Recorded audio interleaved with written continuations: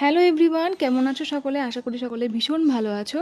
তো শুরুতেই জানাই সকলকে রাখি পূর্ণিমার অনেক অনেক শুভেচ্ছা, অভিনন্দন ও ভালোবাসা। রাখি পূর্ণিমা উপলক্ষেই চলে এসেছিলাম আজকে বাজারে। জেঠিমাই ওদেরকে প্রত্যেক বছর রাখি পরায়, আর এই দিনটা আমরা ভীষণ ভীষণ ভীষণ আনন্দ করি। হ্যাঁ, ওর দিদি বলতে আছে অনেক দূরে, মানে আমার ননদের মেয়ে, সে তো প্রতিবার আসতে পারে নাই বললেই হয়। তো আজকে আমরা কি করছি কি না করছি সবটাই তোমাদের সঙ্গে শেয়ার করব। তো সবাই দেখতে থাকো, আশা করি তোমাদের ভিডিওটা ভীষণ ভালো লাগবে।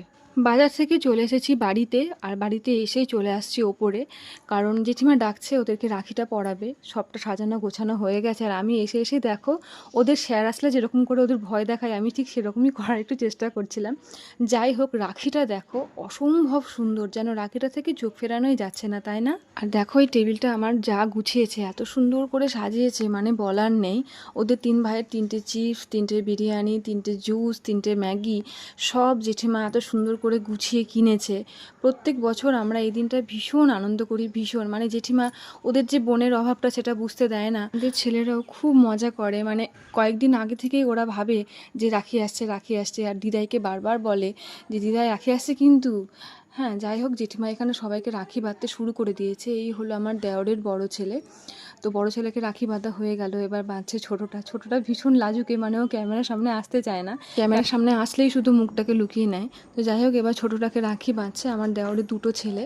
তো দুটোকে রাখি পরানো হয়ে গেল, এবার বাকি আছে আমারটা এক পাশে বসে আছে, আর শুধু বলেই যাচ্ছে এবার সবাইকে রাখি বাঁধা হয়ে গেল, আমার বাঁধা হলো না, আমার বাঁধা হলো না।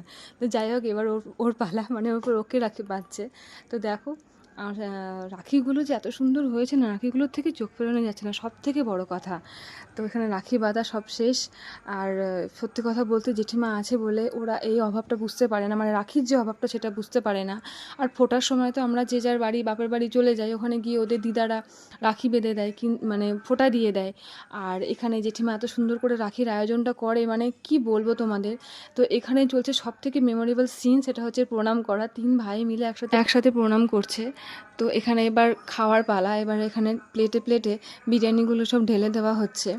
যে যার মতো যে যেরকম খাবে সেই হিসেবে নেবে, বাকিটা থাকবে পরের দিন খাবে, কারণ একটা প্লেট বিরিয়ানি তো ওদের পক্ষে শেষ করা সম্ভব হয় না। তো যাই হোক, এখানে এবার বিরিয়ানিগুলো সব ঠিকঠাক করে দেওয়া হচ্ছে। তো ভিডিওটা তোমাদের কেমন লাগলো? আশা করি খুব ভালো লেগেছে। আমার তো ভীষণ ভালো লাগে আজকের দিনটা, মানে ভোলার মতো না, এত সুন্দর। প্রত্যেক বছর আমরা এই দিনটাতে ভীষণ আনন্দ করি। তো এই হলো সেই সিন। আর এই সময় আমি ওদেরকে বলছি আয় তোরা তাকা, ওরা এতটাই খেতে ব্যস্ত যে ওরা তাকাতেই আর পছন্দ করছে না, মানে ওরা ভাবছে যে আমাদের খেতেই দিচ্ছে না। তো যাই হোক, কেমন লাগলো অবশ্যই কিন্তু কমেন্ট করো। সবাই সুস্থ থেকো, ভালো থেকো, টাটা।